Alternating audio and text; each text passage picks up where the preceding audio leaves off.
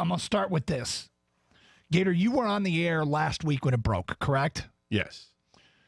You were put in what is one of the most challenging positions, challenging parts of our job. And that is breaking news, okay? Let me tell you how breaking news works. A story like that breaks from Brett McMurphy, who is now an independent sports reporter, although he works for Stadium, I believe now is where he is working out of. And one of the most challenging, I'm not making excuses for anyone, including you. I don't know how you handled it.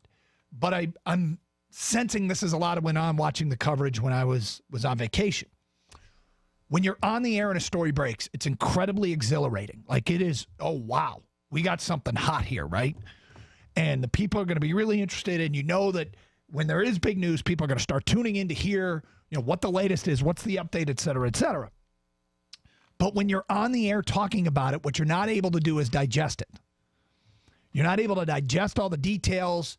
You're not able to sort of think of all the different perspectives. You and I call it the 360. Let's look at this from every angle as best we can. From Urban Meyer's perspective, from Gene Smith's perspective, from Zach Smith's perspective, from Courtney Smith's perspective, from Ohio State fans' perspective, from what it means for college football, for all the different, what could that camp possibly think? Because that Ohio State fans are going to set up shop in the Urban Meyer camp and defend their guy.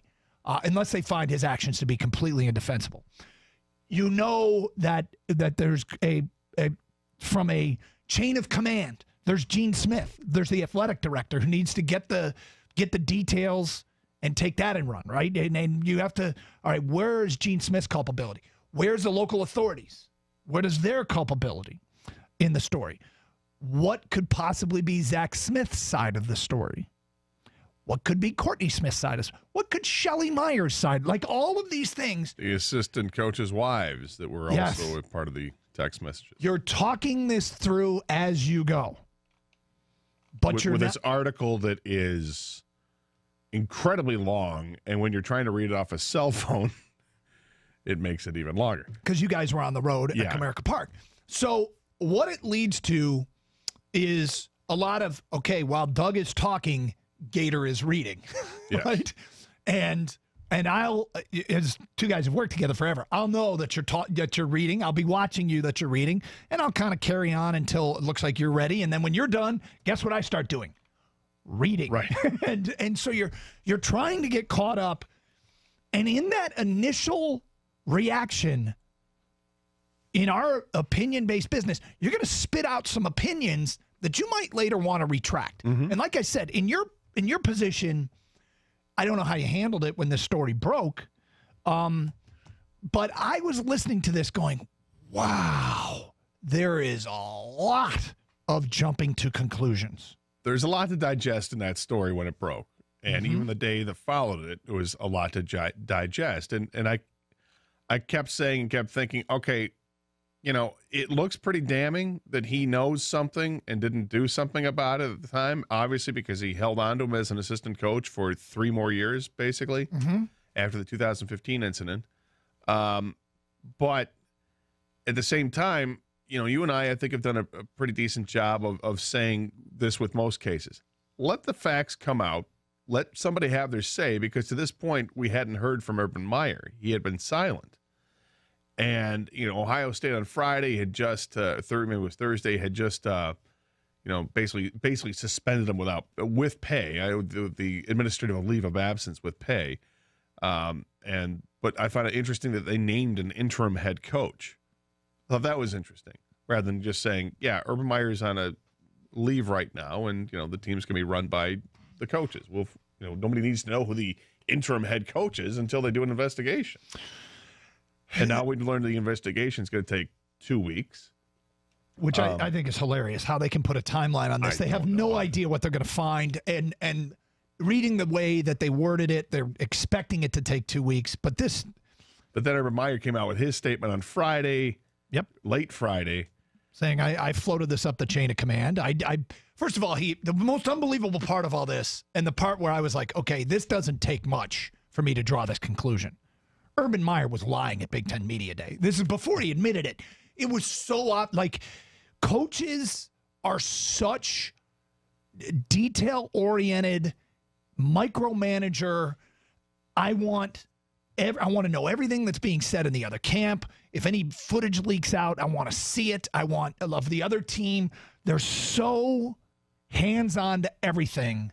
The idea that he wouldn't know that this happened with his assistant coach was laughable. It reminds me of Barry Bonds.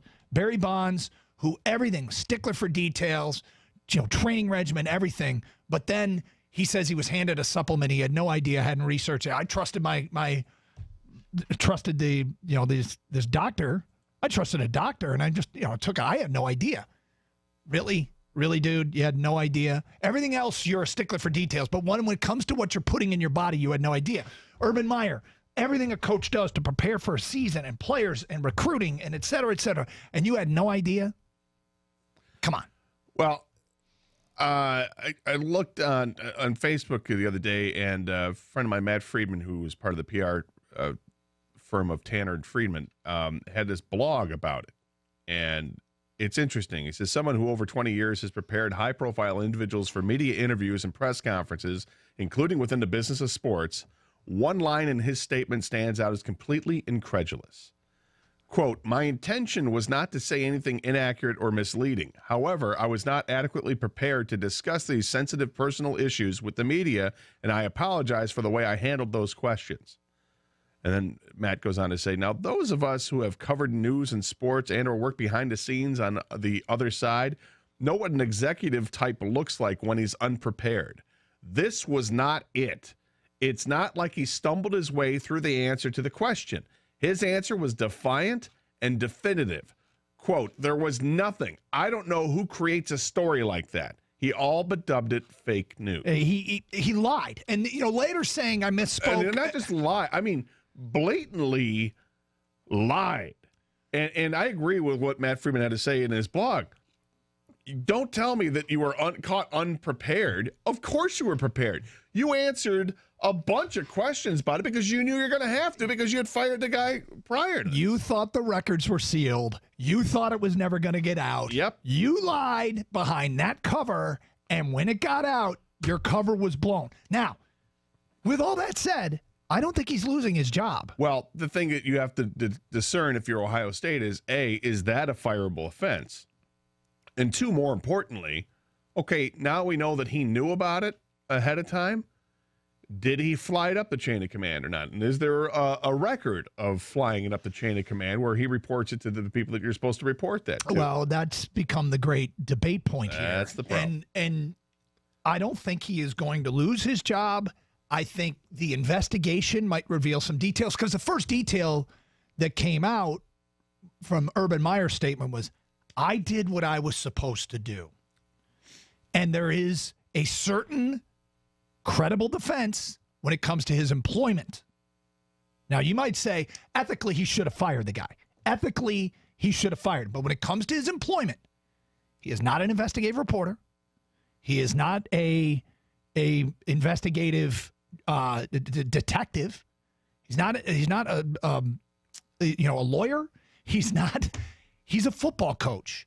And football coaches should have people that you talk to about these situations that can tell you legally and contractually what you should do. And those people should be representatives of the university. Now, ethically, he could say, I don't want this guy on my staff. You're fired. There's a lot of moral issues that seem to be clouded up by what he chose not to do, but that doesn't necessarily make it illegal or against the policies that Ohio State has in place or the NCAA has in place regarding Title IX or whatever. You could say he's compromised his integrity. Oh, yeah. You could say he's compromised his credibility. Oh, yeah. I think not going to disagree with the other one. I think his leadership has been compromised. Hell yes. But I don't know that he gets fired. I doubt he gets fired over this. Well, I don't think Ohio State wants to fire him because of the success he's had there. However, that being said, they did fire Jim Tressel.